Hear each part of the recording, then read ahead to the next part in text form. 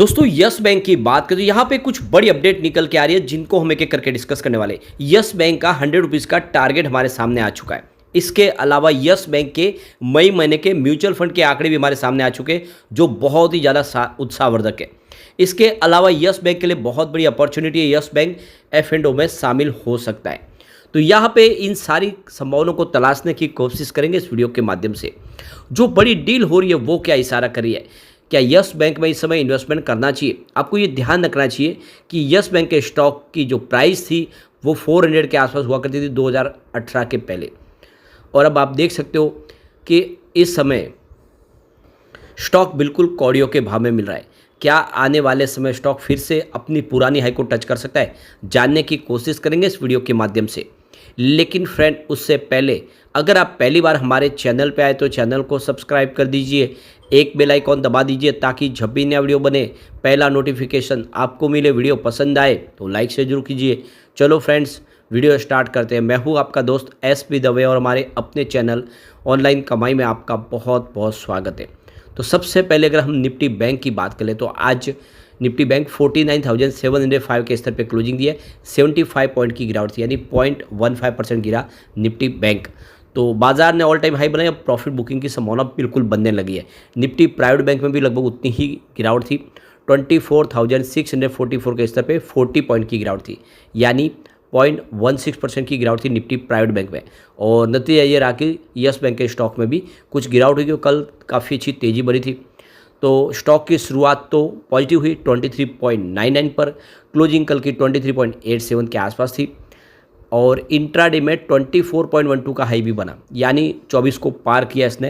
लेकिन जैसे ऊपर के लेवल से बाजार में दबाव बनने लगा ये स्टॉक भी नीचे आया और इसने 23.55 का लो बनाया, और अंत में क्लोजिंग 23.67 के आसपास थी, जहाँ पे 0.84% की गिरावट देखने को मिली। लगभग 1% के आसपास की गिरावट थी।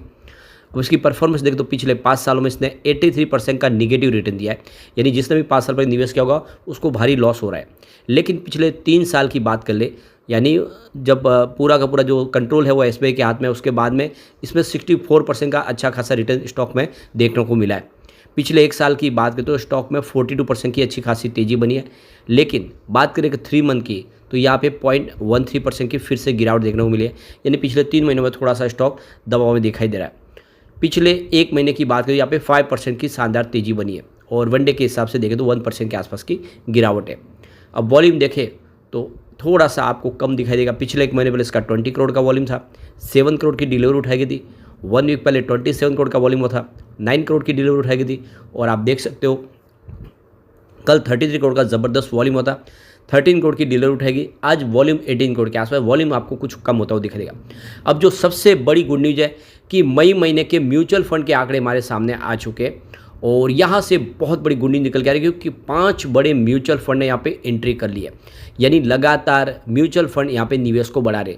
लेकिन सामने 3 म्यूचुअल फंड ने अपनी होल्डिंग को बेचा है।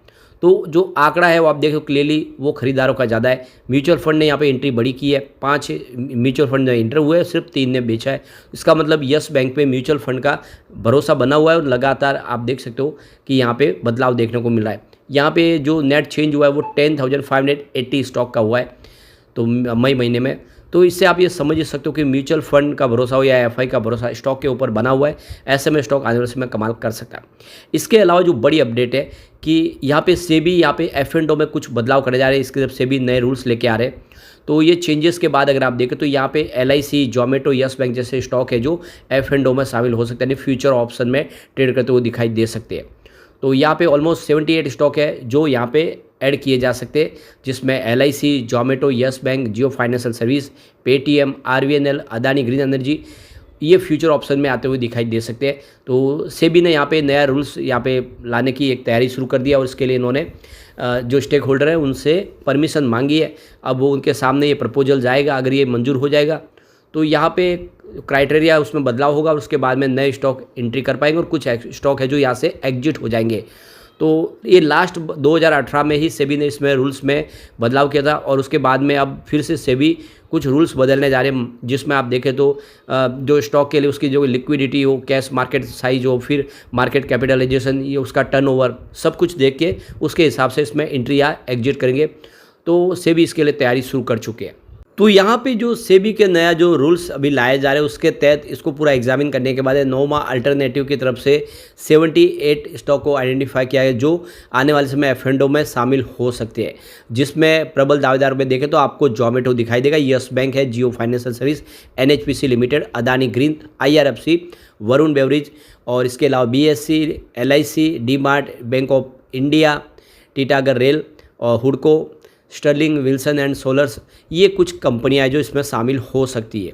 तो यस बैंक के लिए काफ़ी अच्छी गुड न्यूज़ है कि आने वाले समय यह आने एफ&ओ में आ सकता है, फिर अच्छा उसमें कारोबार की संभावना बनेगी। एफ&ओ में शामिल होने से इसकी वेटेज और वैल्यूएशन भी बढ़ेगी। अब ये मार्केट एक्सपर्ट कह रहे हैं कि आने वाले समय यस बैंक 100 रुपीज़ हो सकता है। तो देख सकते हो कि मार्केट एक्सपर्ट का कहना है कि यस बैंक के शेयर में कुछ भी गड़बड़ नहीं है और ये 100 रुपये में आने वाले समय टच कर सकता है। यस बैंक का प्रदर्शन काफ़ी अच्छा रहा है, लेकिन इसके शेयर की प्राइस काफ़ी नीचे आई है और आप देख सकते हो कि ऊपर के लेवल से स्टॉक गिर के 24 के नीचे आया है। एक साल में 40% का रिटर्न दिया इसने और 3 साल में 70% का रिटर्न दिया है। तो कब और कैसे 100 पहुंचेगा, इस सवाल के जवाब में देखें तो यहाँ पे देखिए मार्केट एक्सपर्ट प्रकाश गाबा का कहना है कि स्टॉक को आपको कम से कम 5 साल के लिए होल्ड करना चाहिए, तो ये 100 का स्तर आराम से छू सकता है। यानी आपको 100 रुपये का टारगेट देखने के लिए आपको कम से कम 5 साल के स्टॉक को होल्ड करना चाहिए। हो सकता है उससे पहले भी टारगेट टच कर जाए, लेकिन आप ये समझ सकते हो कि ये चार्ट पैटर्न जो बॉटम बन रहा है, ये बॉटम कब पूरा होगा ये कहना मुश्किल है उनका, लेकिन अगर कोई ऐसा कहता है कि बॉटम आउट हो चुका है तो वो झूठ बोल रहा है। उन्होंने बताया कि 30 रुपीज़ के ऊपर क्लोजिंग देगा, वैसे ही शेयर 100 की ओर बढ़ना शुरू कर देगा, लेकिन इसके लिए 5 साल लग सकते हैं। तो उनके हिसाब से एक बार 30 को क्रॉस कर लिया तो फिर 100 की तरफ बढ़ता हुआ शुरू होगा, लेकिन समय 5 साल लग सकता है। तो उस हिसाब से आप अपनी रणनीति बना के उसमें निवेश कर सकते हो। अगर 5 साल में भी अगर 100 होता है तो बहुत बड़ी बात होती है, क्योंकि स्टॉक इस समय 20-25 रुपये के आसपास है, तो जो निवेश होगा वो देख लो कई गुना हो सकता है।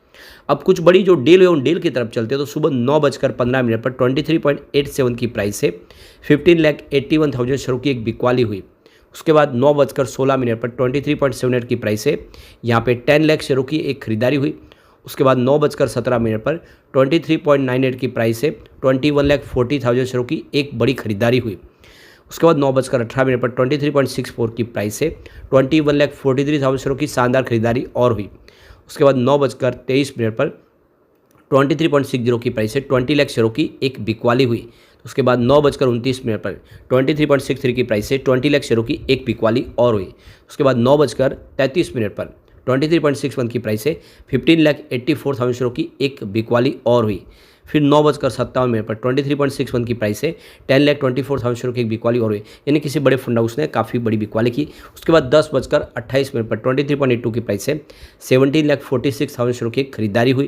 तो उसके बाद 3:19 पर 23.60 की प्राइस से 25,56,000 शेयरों की एक बड़ी बिकवाली और हुई। तो क्लियरली आप देख सकते हो कि कुछ खरीदारी जरूर हुई है, सामने बिकवाली भी हो रही है, दोनों तरफ का माहौल बना हुआ है। जैसे यहाँ पे एक तेजी का दौर शुरू होगा, स्टॉक कमाल करेगा, लॉन्ग टर्म इन्वेस्टर के लिए बहुत अच्छा मौका है, स्टॉक में खरीदारी करनी चाहिए। आने वाले समय इसमें गिरावट की संभावना बहुत लिमिटेड है, आने वाले समय ये शानदार प्रदर्शन कर सकता है, क्योंकि यस बैंक अब देख सकते हो कि अपने एनपीओ को बहुत नीचे लेके आ चुकी है और कंपनी जिस तरह से यूपीआई ट्रांजैक्शन में अपना मार्केट शेयर सबसे आगे रख चुकी है पूरे मार्केट में। अगर आप देखें तो चाहे वो पीएसयू बैंक हो या फिर प्राइवेट बैंक, सबसे ज़्यादा इसका मार्केट शेयर है। ये साबित करता है कि आने वाले समय यस बैंक का बिजनेस बढ़ेगा और इसकी प्राइस भी बढ़ेगी। लेकिन फ्रेंड, कोई भी इन्वेस्टमेंट करने से पहले अपने फाइनेंशियल एडवाइस से बड़े ले ले या अपना खुद का रिसर्च करें, क्योंकि मैंने वीडियो आपके एजुकेशनल पर्पज़ के लिए ही बनाया। वीडियो पसंद आए तो लाइक से जरूर कीजिए और चैनल को सब्सक्राइब कर दीजिए। Thank you friends.